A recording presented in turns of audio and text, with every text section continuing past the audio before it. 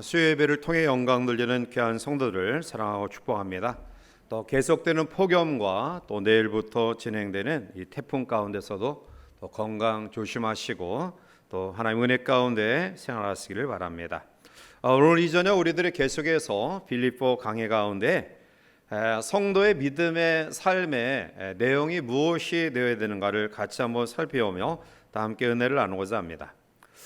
미국의 한 목사님이 한국 교회가 부흥된다라는 이야기를 듣고 그것을 확인하러 한국에 방문하셨습니다. 그런데 몇 군데 예배를 드리는 과정 속에 예배하는 한국 교회 성도들의 얼굴이 어둡고 굉장히 침침해 보여서 왜 한국 교인들이 그렇게 슬프게 신앙생활합니까? 예배드립니까? 라고 묻자 한국 목사님이 당황해가지고 잠깐 멈칫거리다가 이렇게 대답했다고 합니다. 한국 민족은 역사적으로 고난을 많이 당해서 그래서 십자가의 고난을 좋아합니다. 그렇게 이야기했다고 해요. 그때 미국 목사님이 이렇게 이야기했다고 합니다.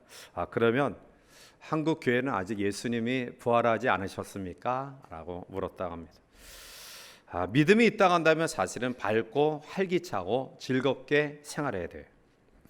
어느 한 사람이 타지에 여행을 하다가 주일을 맞이해서 교회를 가야 되긴 하는데 어디 교회를 갈까라고 고민하다가 교통정리를 하는 경찰에게 어디 교회를 제가 가야 되는데 소개를 해 주십시오라고 했더니 그 경찰이 손을 가리키면서 저기에 가세요라고 이야기했다고 해요. 그래서 예배를 드리고 다시 나오다가 만난 그 경찰에게 당신이 아까 그 교회를 소개했는데 특별한 이유가 있습니까? 라고 묻자 그 경찰이 저는 신앙생활을 안 합니다. 그리고 교회에 대해서 잘 모릅니다. 그런데 제가 오랫동안 이 지역에서 여러 가지 교통 정리를 하면서 주일 일요일 날 많은 사람들이 교회에 갔다가 나오는 그런 모습들을 보게 되는데요.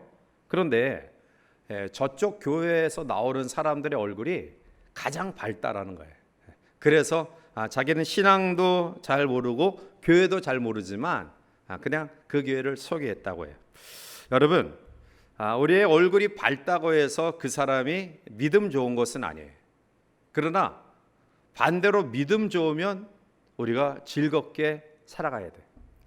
기쁨이 충만한 삶을 살아야 돼요. 이 밝다라는 것은 단순히 우리의 표정, 얼굴만이 문제가 아니라 영적인 그런 부분까지 내포되어 있다라는 겁니다. 즉, 이 밝다라는 것은 하나님 앞에 믿음을 통해서 우리의 인생을 긍정적으로 밝게 보기 때문에 또 즐겁게 인생을 산다라는 겁니다. 사도 바울을 통해서 우리가 많은 것들을 놀래요. 그의 사역과 삶, 또 그의 모든 그런 생애 속에 많은 것들을 우리가 보면서 놀라는데요. 그 가운데 하나는 그는 어떤 환경 가운데서도 기쁨이 충만한 삶을 살았다라는 거예요. 즉 그가 환경이 좋아서 기뻐하는 삶을 사는 것이 아니라 오늘 이 빌립보서도 사실은 이 감옥 안에서 쓴 그런 편지 가운데 하나인데요. 그럼에도 불구하고 기쁨과 행복과 즐거움이 가득 찼다라는 거예요. 자, 오늘 본문의 말씀 가운데서 빌립보 교회 성도들에게 흔들림이 없는 그런 믿음의 삶을 살 것을 강조하는 본문의 말씀 가운데 성도의 믿음의 삶의 특징이 뭐가 돼야 되느냐, 우리가 크리스찬으로서 어떠한 삶을 살 때 믿음의 삶이다라고 이야기할 수 있느냐를 오늘 짧은 말씀 가운데 같이 몇 가지 살펴보며 다 함께 은혜를 나누고자 합니다. 제일 첫 번째로 성도의 믿음의 삶의 특징은 주 안에서 기뻐하는 삶이 되어야 돼요. 믿음은 하나님과의 관계예요. 우리가 믿음을 가졌다는 것은 하나님과의 관계의 회복인데, 그런데 하나님과의 관계가 회복됐다는 것은 죄와 허물로 죽었던, 그리고 하나님의 각양, 아름다운 은혜와 축복과 기쁨, 이러한 삶이 단절됐던 가운데서 회복되어지는 것이니 얼마나 이 믿음을 통해 하나님과의 관계 회복이 기쁘냐라는 거예요.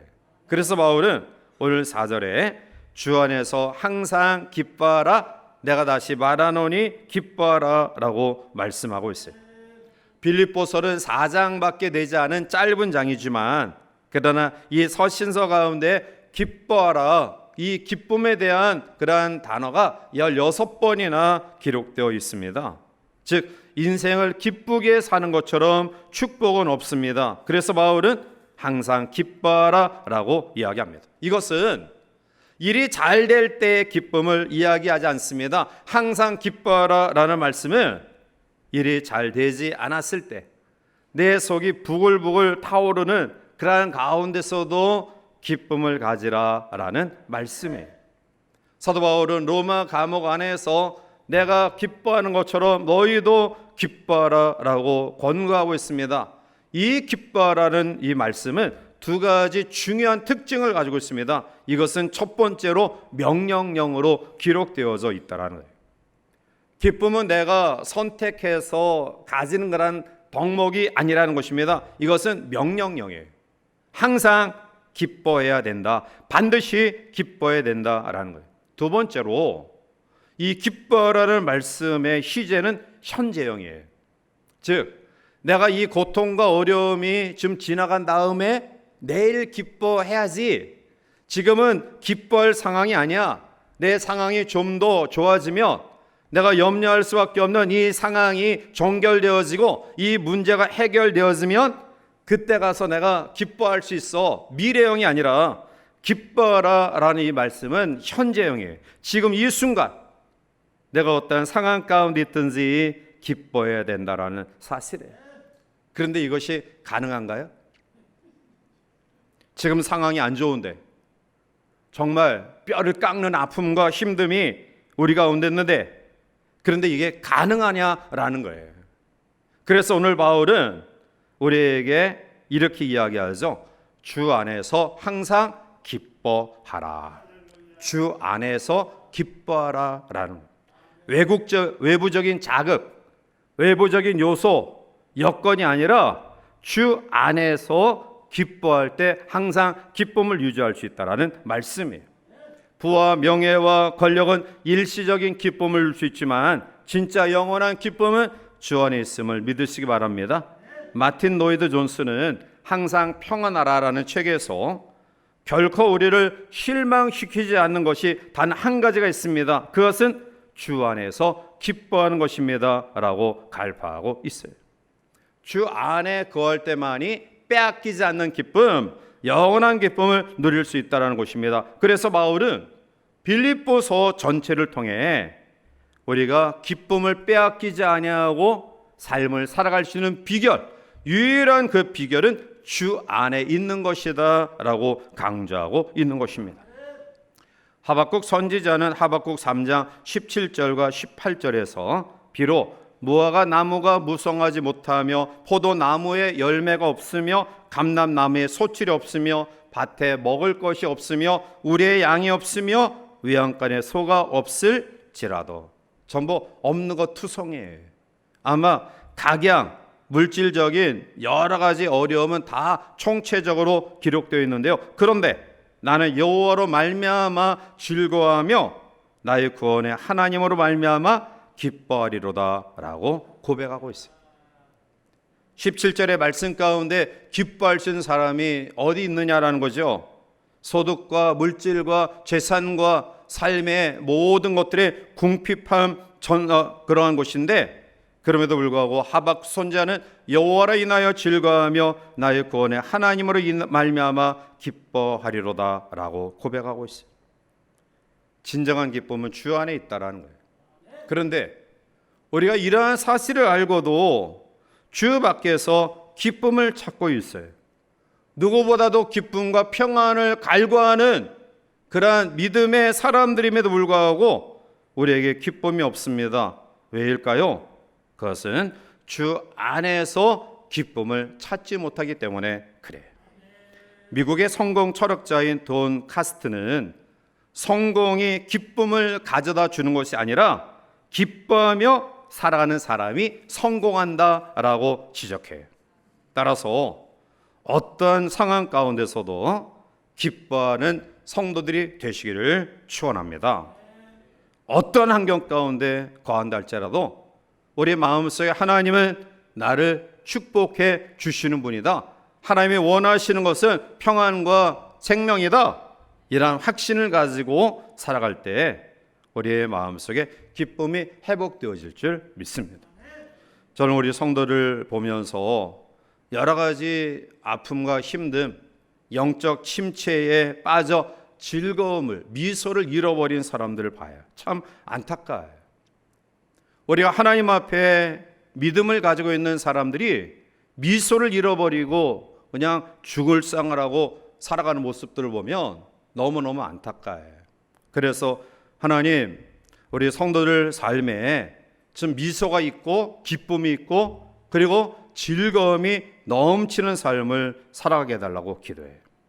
우리가 죽으면 영원한 기쁨이 있는 그 나라에 들어가지만 이 땅에서도 천국의 삶을 살아가야 될 줄 믿습니다. 이것이 바로 믿음을 가진 성도의 삶이에요. 두 번째, 믿음을 가진 성도의 삶의 특징은 관용의 삶이 되어야 됩니다. 자, 우리 5절 말씀 넘어가서 함께 보시겠습니다. 너희 관용을 모든 사람에게 알게 하라. 시리라. 아멘. 이 관용은 여러 가지 손해나 또 어려움 가운데 처했을 때 나의 권리를 포기하고 다른 사람의 권리를 인정하고 이해하고 수용하는 평정심을 가진 너그러운 마음의 태도예요. 즉, 다른 사람을 긍휼히 여기고 이해하고 용납하고 용서하는 것을 말합니다. 즉, 너그러운 마음이에요. 자비와 동정, 온유와 유순한 마음, 친절과 양보와 아량과 인내를 함축하는 말이 관용이에요. 이 관용의 사람은 어떠한 손해나 어떠한 피해를 당해도 흔들리거나 쉽게 넘어지지 않아요. 마음의 평정을 유지하면서 자비와 동정으로 이웃을 대하는 사람, 그 사람이 관용의 사람이에요. 우리가 이 세상을 살아가면서 하나님 앞에 정말 중요시 여겨야 될 부분은 의로움이에요. 옳음입니다. 바름. 그런데 세상 일이라는 것이 특히 신앙의 삶 속에 옳은 일만 가지고 되는 것 아니에요. 옳은 일보다 더 중요한 큰 일이 있습니다. 그것은 옳다 그르다를 따지기 전에 더 크게 생각할 수 있는, 더 너그럽게 생각할 수 있는 일들이 있어요. 이것이 바로 관용이에요. 관용은 용서와 이해와 인내와 여유를 다 포함하고 있는 덕목이에요. 상대방의 실수를 변명해 주려고 힘쓰고 다른 사람을 이해하고 돕고 포근하게 해주려는 마음, 이게 바로 관용의 마음이에요. 우리가 분열하고 다투는 이유는 관용의 마음이 없기 때문에 다투는 겁니다.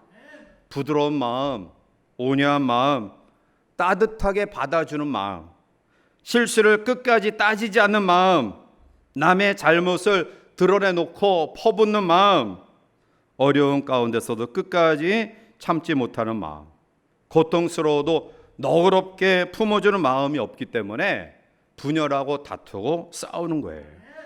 사도 바울은 이 관용에 대해서 특별히 이 불신자 앞에서 표현되어져야 될 크리스천의 덕목이다라고 이야기하기도 해요. 즉, 핍박자 앞에서 발휘되는 마음, 그게 바로 관용이다라는 거예요. 사도 바울은 사실은 많은 사람들로부터 상처를 받았어요. 그는 이방인에게 상처를 받을 뿐만 아니라 동족 유대인들에게도 상처를 많이 받았어요. 사도 바울처럼 육체적으로, 마음적으로 또 정신적으로 상처를 많이 받은 사람 드물 거예요. 그럼에도 불구하고 사도 바울은 원한을 품지 않았어요. 그의 마음속에 관용으로 그 모든 것을 풀어버렸습니다. 그리고 풀어버리는 그의 마음속에 하나님의 평강이 자리 잡음을 그는 늘 경험하고 살아왔습니다. 그래서 그는 고통당하고 있는 사람들에게 자신의 삶을 회상하면서 너희의 관용을 모든 사람에게 알게 하라 라고 말씀하고 있는 거예요. 왜 그가 그렇게 명령할 수 있었을까요? 왜 관용하라고, 왜 용서하고 이해하고 받아들이라고 그렇게 당당하게 이야기했을까요? 자, 오늘 말씀 가운데 5절 하반절에 보면 주께서 가까우시기 때문이다 라는 거예요. 주께서 가까우시기 때문이다. 예수 그리스도께서 이 땅에 가까이 오시기 때문이다. 그래서 관용의 마음을 가지고 살아가라 라는 거예요. 고린도후서 10장 1절에 보면 너희를 대면하면 유순하고 떠나 있으면 너희에 대하여 담대한 나 바울은 이제 그리스도의 온유와 관용으로 친히 너희를 권하고 라고. 온유와 관용은 예수님의 삶의 스타일이에요. 예수님은 누구에게나 너그럽고 품어주시고 용서해 주셨어요. 십자가에서 자기를 못 박는 사람들, 정말 억울하게 죽을 수밖에 없는 환경 가운데서도 예수님은 할 말 하지 않았어요. 주님이 죄가 있기 때문에, 불의하기 때문에 이야기하지 않았을까요? 아니죠. 주님은 완전하신 분이었고요, 의로우신 분이었어요. 그런데 할 말 하지 않으시고요, 그 십자가 위에서 전능한 하나님의 능력을 다 사용하지 않으셨습니다. 그것을 다 수용하시고 받아들이셨습니다. 그래서 우리가 구원의 반열에 세워진 거예요. 예수님이 말씀하지 않고, 예수님이 분노하지 않고, 예수님이 우리의 행한 대로 갚지 않고, 할 말 않고, 그 권능과 능력을 다 사용하지 않고 우리를 수용하셨기 때문에 우리가 여기 구원의 반열에 세워진 거예요. 그런데 우리는 주변의 사람의 실수와 그 잘못에 대해서 왜 이렇게 냉정한지 몰라요. 자기가 그보다 더 엄청난 실수를 저질렀는데, 그런데 관용하지 못해요. 어떻게 그런 마음을 가지고 예수님의 구원에 대한 확신과 그리고 감사의 마음을 가질 수 있느냐라는 거예요. 우리가 어떤 일을 선택할 때 잠시 내 감정과 분노와 관계 속에서 서운함 때문에 우리가 화를 낼 수 있고요, 또 분노할 수 있어요. 그러나 그 분노와 화가 마지막까지 지속되는 것처럼 지옥 같은 삶 없습니다. 관용과 양보와 용서의 마음을 선택하는 성도들이 되시기를 바랍니다. 그러나 하나님이 책임져 주셔요. 아브라함과 롯이 헤어질 때 아브라함이 창세기 18장 9절에 이야기합니다. 내 앞에 온 땅이 있지 아니하냐? 나를 떠나가라. 내가 좌하면 나는 우하고 내가 우하면 나는 좌하리라. 이것은 있을 수 없는 제안이에요. 즉, 부족 사회 속에서 그 부족의 최고의 리더는 모든 것을 가질 권리, 모든 것을 주장할 그러한 권리가 있어요. 아브라함은 그 부족의 최우선의 족장이에요. 그런데 큰아버지였던 그가 조카에게 먼저 선택권을 주었다? 그것은 있을 수 없는 정말 굉장히 어려운 일이에요. 자, 그런데 하나님은 양보했던 아브라함을 어떻게 갚아주신가요? 내가 양보하고 희생하면 그만큼 하나님께서 더욱더 채워주실 줄 믿습니다. 아브라함은 조그마한 것을 양보했을 때 큰 것을 하나님께로부터 받아요. 오늘 롯은 눈앞에 보이는 것에 대한 욕심 때문에 그는 가장 귀한 것들을 놓쳐버려요. 여러분, 시냇물은 소리를 내면서 흐르지만 큰 강은 그 많은 물줄기를 받아들이면서 유유히 흘러가요. 흙탕물이나 또 구정물 이런 것들을 다 받아들여서 수용해서 그것을 정화시켜 깨끗하게 만들어요. 관용을 지닌 사람은 주변의 불평과 탄식과 원망을 받아들여요. 그리고 좋은 것으로 소화시켜 내놓습니다. 그러나 관용하지 못하는 사람은 조그만 것에도 예민하게 반응해서 더 크게 소리를 내어서 그것을 문제화시켜요. 우리들은 과연 크리스찬, 믿음의 사람으로서 관용의 마음을 얼마나 가지고 있느냐. 나에게 어려움을 주는 사람을 용서한다는 것은 사실은 쉽지 않아요. 그것은 손해보는 것 같아요. 내가 그보다 못한 것 같이 느껴지기도 해요. 또 내가 그 사람에게 이런 마음을 주었을 때 그 사람이 관용을 받아들이면 괜찮은데 계속해서 그렇지 않은 사람, 이러한 사람들을 보면서 날 잡아먹으려고 하는 그 사람을 용서하고 관용의 마음을 가지고 산다. 그것은 내가 사라질 것 같은 그런 아픔과 위기감을 느낄 수도 있어요. 당연하죠. 사도 바울도 그랬습니다. 그런데 그가 관용을 모든 사람 앞에 보이게 하라 라고 당당하게 이야기할 수 있었던 이유는 주께서 가까우시기 때문이다. 내가 양보한 것, 내가 관용한 것을 하나님이 갚아주신다라는 거예요. 하나님이 신속하게 우리의 삶을 채워주신다라는 겁니다. 한 발 후퇴하면 10발 전진하게 하시는 것이 주님의 은총이에요. 오늘 크리스찬은 세상적인 개수의 방법대로 살아가는 사람들이 아닙니다. 이에는 이, 눈에는 눈으로 보복하는 고대 동의 보복법 사상에 입각한 삶이 아니라 하나를 빼앗아가면 둘을 양보할 줄 아는 마음을 가진 사람, 그 사람이 크리스찬이고 믿음의 사람이에요. 왜 그렇게 할 수 있느냐? 주께서 가까우시기 때문이다. 주께서 상급으로 채워주시기 때문이다. 이런 확신이 있기 때문에 이 땅에 가시적인 그런 가운데서 양보할 수 있는 거예요. 오늘 여러분들의 마음이 좀 넓어졌으면 좋겠어요. 커졌으면 좋겠어요. 하나님 앞에 조금 더 양보하고 이해하고 받아들이는 관용의 마음을 넓게 가졌으면 좋겠습니다. 그러면 하나님이 채워주시는 평안이 더 큰 감동으로 다가올 거예요. 다른 사람을 용서하고 또 다른 사람을 이용하는 가운데 가장 큰 피해자는 납니다. 내 건강과 내 평안과 기쁨을 잃어버려요. 다른 사람을 미워하고 용서하지 못하는 가운데 평강이 있을 수가 없어요. 그 마음은 지옥입니다.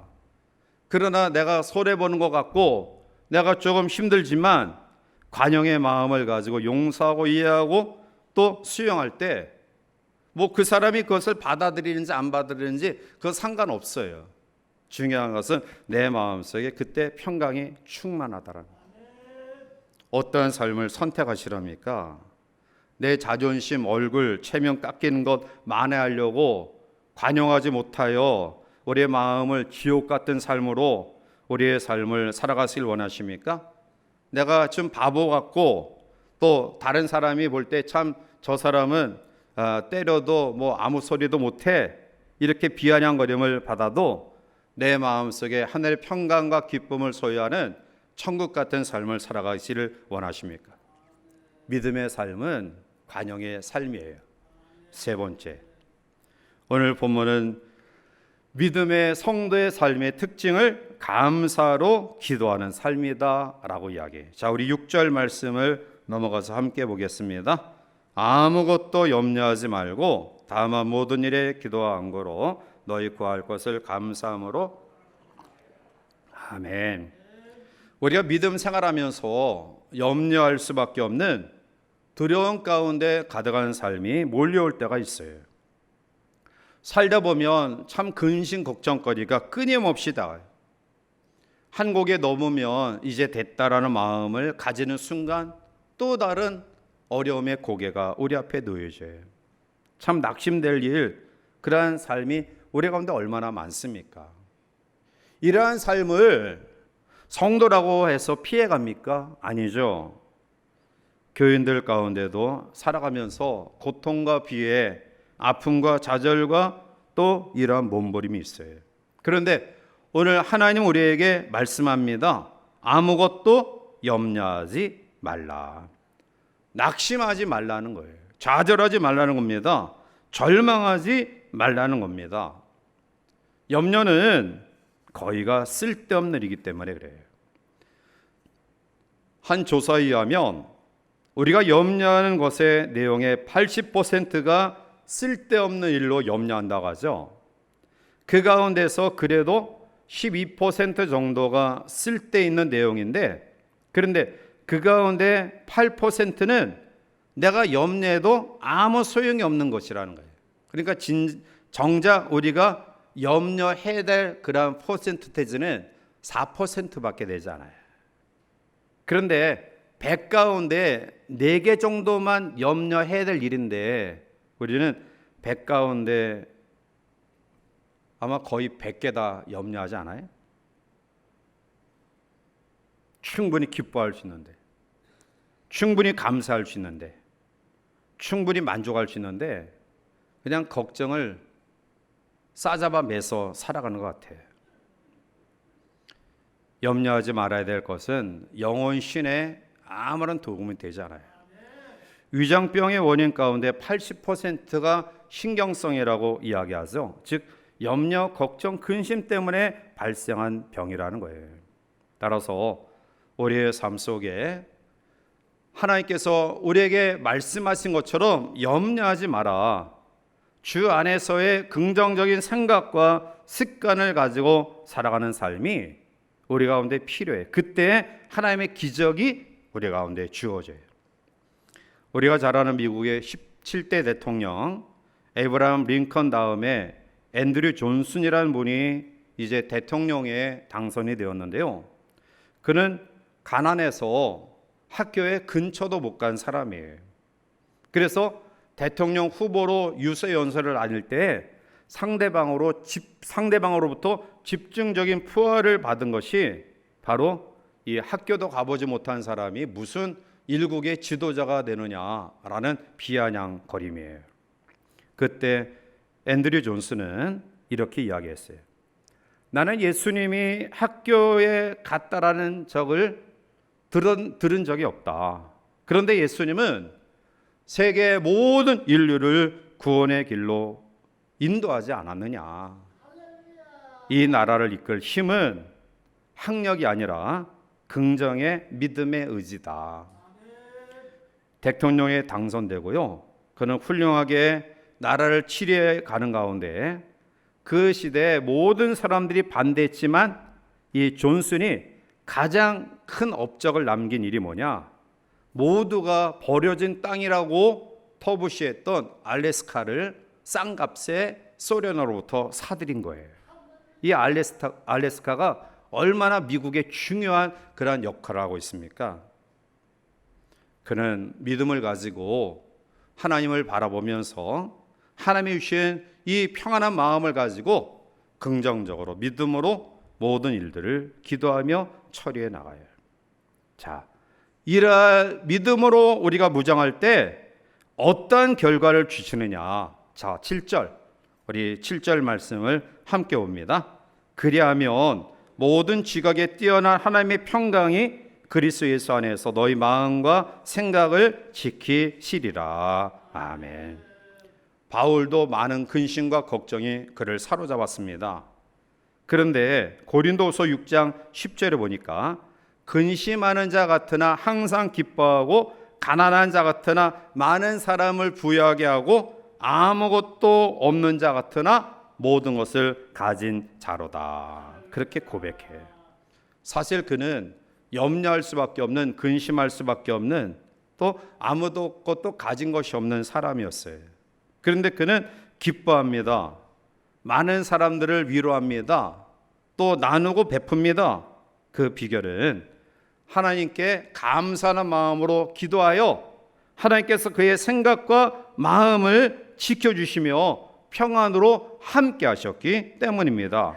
그래서 그는 동일한 아픔과 힘듦과 고통을 경험하고 있는 사람들에게 염려하지 마라. 감사함으로 하나님께 아뢰라. 그러면 하나님의 평안이 너희의 생각과 마음을 지키신다라고 담대하게 외쳤던 거예요. 사랑하는 성도 여러분, 걱정거리가 왜 없습니까? 근심거리가 왜 없습니까? 그러나 과연 여러분들이 걱정하고 근심한다고 해서 해결되어지는 것들이 얼마나 있느냐라는 겁니다. 하나님께 내어 맡기고 하나님께 간구하고, 그리고 아직 내가 있는 소중한 것들을 끄집어내어서 감사하는 마음으로 우리가 하나님께 아뢰면 하나님께서 우리에게 평강으로 지켜주시고 우리의 삶을 더 복되게 인도하실 줄 믿습니다. 그래서 감사함으로 간구하는 우리 성도들이 되시기를 바랍니다. 사랑하는 성도 여러분, 믿음으로 살아가시길 바랍니다. 어떤 일이 있어도 담대하시길 바랍니다. 용기와 담대함, 이 믿음은 성도의 특징입니다. 미국 루즈벨트 대통령이 엄청난 경제 공황을 경험하고 있을 때 그가 그 속에서 용기를 잃지 않았던 말씀이 바로 여호수아 1장 9절의 말씀이라고 고백해요. 여호수아 1장 9절, 내가 내게 명령한 것이 아니냐? 강하고 담대하라. 두려워하지 말며 놀라지 말라. 내가 어디로 가든지 내 하나님 여호와가 너와 함께 하느니라 하시니라. 대공황을 이길 수 있었던 그런 비결은 바로 이 담대한 믿음이에요. 여호수아에게 주셨던 이 말씀, 가나안 정복 전쟁이 그냥 탄탄대로 아무런 그러한 싸움과 또 눈물과 땀 흘림이 없이 차지할 땅이 아니라 그것은 치열한 전쟁을 경험해서 차지할 땅이에요. 그 앞에 얼마나 두려움이 많았을까요? 자기는 힘도 없고요, 위대한 지도자 모세와 견주어 절대로 비교할 수 없는 그러한 연약한 자신을 보며 얼마나 겁이 났을까요? 그런데 그는 모세에 들려 가나안 정복 전쟁을 능력 있게 감당할 수 있었습니다. 그것은 바로 이 믿음의 모습으로 무장했기 때문입니다. 우리 주변에 불평과 원망과 분노에 젖어 있는 사람이 기적의 주인공이 된 사람 없어요. 불평하는 마음, 원망하는 마음, 주변에 대해 화를 끊이지 못하게 표출하는 사람처럼 성공적인 사람 없습니다. 오히려 성공적인 그러한 사람은 그러한 가운데서도 겁내지 않고 한과 분노에 사로잡히지 아니하고 자기를 믿음으로 잘 다스린 사람이에요.